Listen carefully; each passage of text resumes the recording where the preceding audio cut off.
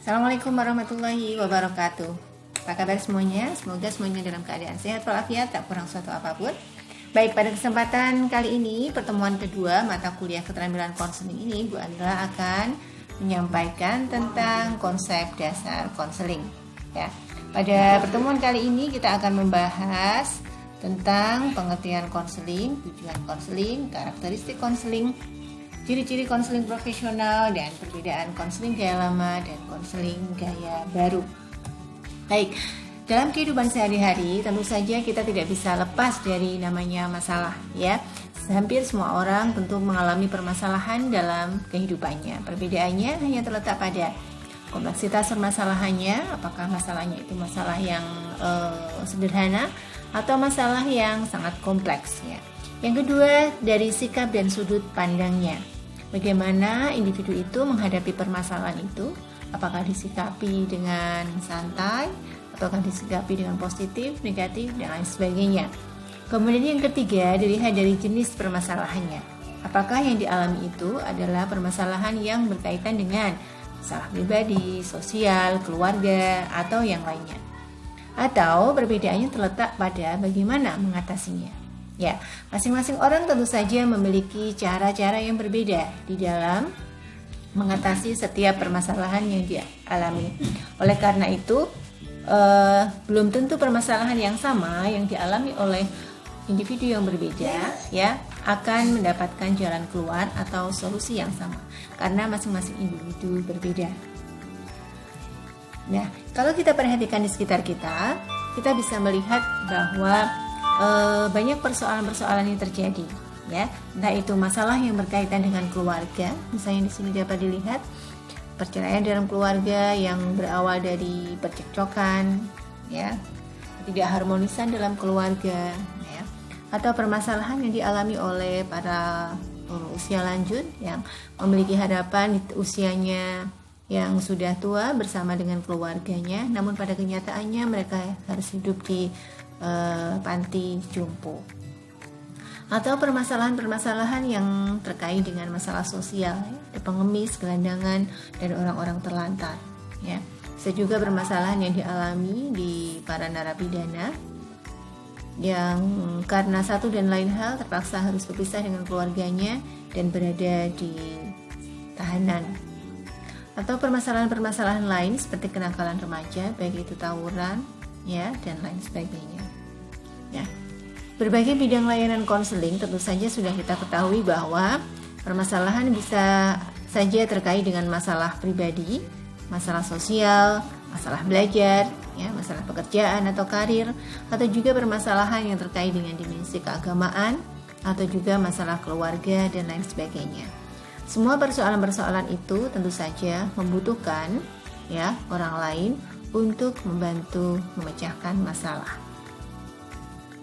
Ya, konseling tentu saja istilah yang sudah tidak asing lagi bagi kita, bagi kalian. Ya, secara umum dapat diartikan bahwa konseling merupakan bantuan yang diberikan oleh seorang yang expert atau konselor sebagai pihak pertama kepada individu atau klien sebagai pihak kedua dalam rangka untuk membantu individu tersebut bisa berkembang secara optimal, mampu mengatasi masalahnya, dan mampu menyesuaikan diri terhadap lingkungan di sekitarnya. Ya. Dalam bimbingan, sesungguhnya kalau diibaratkan kota ini adalah guidance, ya, maka konseling sesungguhnya merupakan salah satu bagian saja dalam proses bimbingan, selain layanan-layanan lain. Ini bisa dilihat di bukunya Setzer and Stone, ya, Fundamental of Guidance. Ya. Counseling service merupakan salah satu jenis layanan selain layanan-layanan yang ada.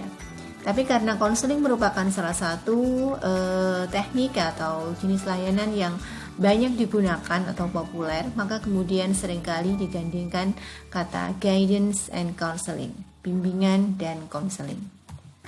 Ya, kalau kita lihat dalam proses konseling, ya, ada beberapa gambar seperti ini. Ada yang gambar berhadapan antara konselor dan klien, ada yang menyamping, ya, ada yang tanpa meja, ya.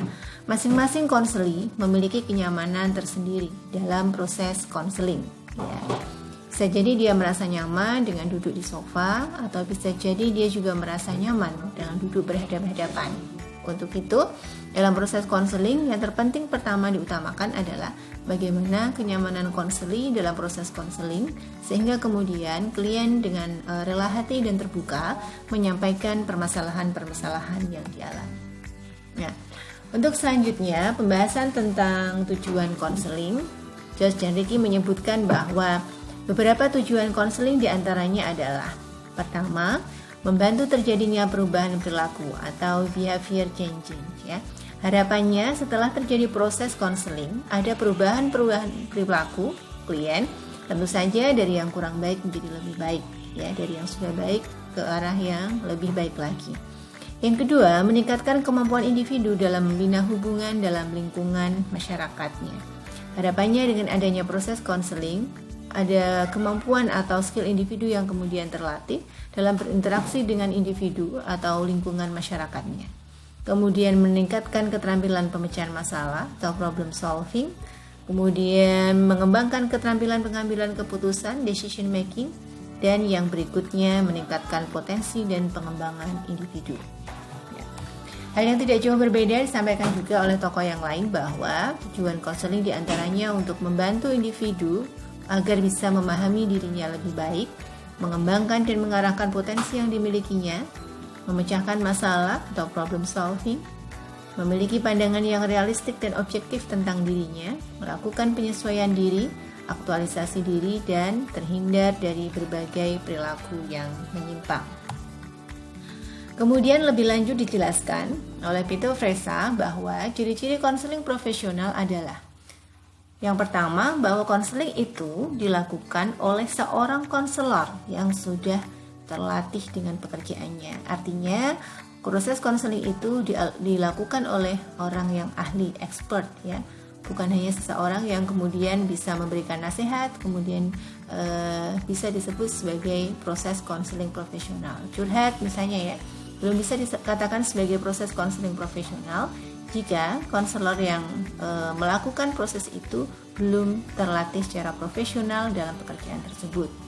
Yang kedua, dalam proses konseling itu, pihak kedua atau konseli mempelajari tentang keterampilan pengambilan keputusan.